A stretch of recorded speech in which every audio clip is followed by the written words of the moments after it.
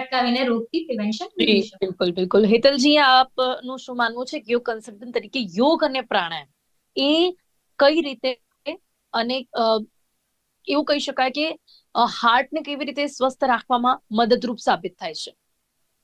અમે લોકો યોગ શાસ્ત્રમાં અને ખાસ કરીને ઘેરણ ઋષિ અને ઋષિ પાતંજલિએ બંને બહુ જ સરસ કીધું છે કે આપણા શરીરમાં બે મગજ કીધા છે.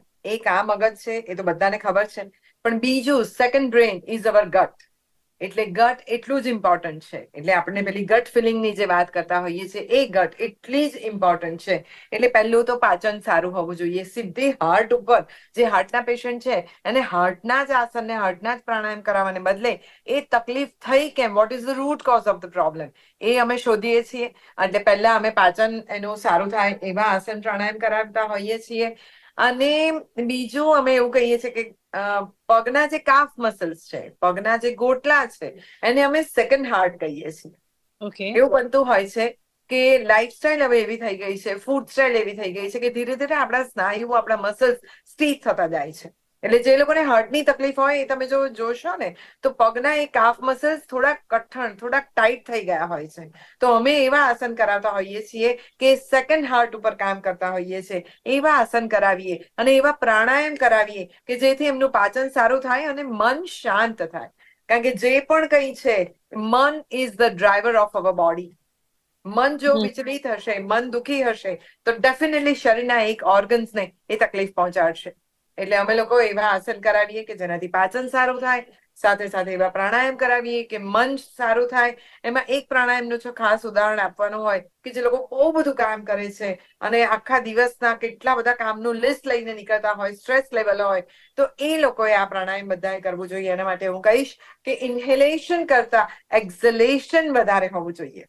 તમે જે શ્વાસ લો છો એના કરતા શ્વાસ વધારે બહાર નીકળશે તો ડેફિનેટલી તમારા મગજમાં રહેતો વિચારોનું વંટોળ વિખરાઈ જશે.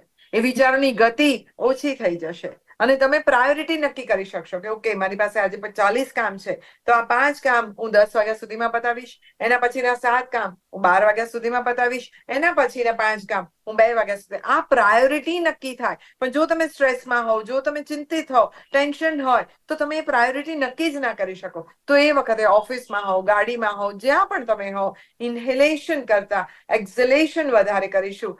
મન તમારું શાંત થશે, સ્ટેબલ વિચારો થશે, તો ડેફિનેટલી બ્લડ સર્ક્યુલેશન સારું થશે અને પછી આવા કોઈ અવરોધો ઉભા જ નહીં થાય. જી જી જી. હેતલજી, પણ મને એક વાત આપને પણ કરવી છે કે જો આજે આપણે જેમના વિશે વાત કરી રહ્યા છે ને, એ ડેલી યોગ પ્રાણાયામ કરતા હતા. ઓકે. અને કહેવું જ પડે એટલા માટે કારણ કે એમને દરરોજના જીવનમાં આ અપનાવ્યું હતું. તો શું કારણ હોઈ શકે બીજા? કારણ કે આપણે એવું માનતા હોઈએ છીએ, નો ડાઉટલી, જ્યારે હાર્ટ એટેકની વાત હોય ત્યારે આપણે એ પણ જોઈતા હોય છે કે બીજા ઘણા બધા પરિબળો પણ એમાં અસર કરતા હોય છે. પણ જ્યારે વાત જયેશ વ્યાસજીની હોય ત્યારે એ ડેલી યોગ પ્રાણાયામ કરતા હતા, છતાં પણ એમની સાથે આવું બન્યું છે.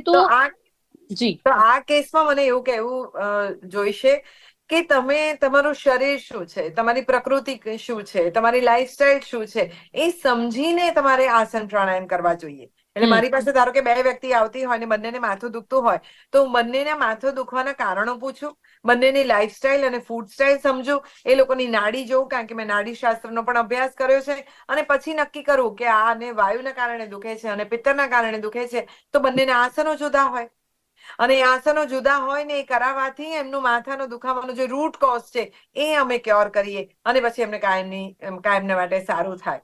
એટલે જેમને પણ તમે જયેશભાઈ વ્યાસની વાત કરો છો, એમને ખરેખર જ એટલું જ કામ કરતા હશે, એટલા વ્યસ્ત રહેતા હશે, તો એમની પ્રકૃતિને સમજીને જો યોગ કરો, પ્રકૃતિને સમજીને જો આસન પ્રાણાયામ કરો, તો ડેફિનેટલી ફિટ એન્ડ ફાઇન રહી શકાય છે. જી બિલકુલ. એટલે ક્યાંક આપણે એવું કહી શકીએ છીએ કે યોગ પ્રાણાયામ માત્ર કરવું એ જરૂરી નથી, પરંતુ સમજીને પ્રોપર કરવું અને તમારી માટે શું જરૂરી છે, ન જરૂરી હોય, એ બધું જ સમજીને કરવું બહુ જરૂરી છે, એવું કહી શકાય છે.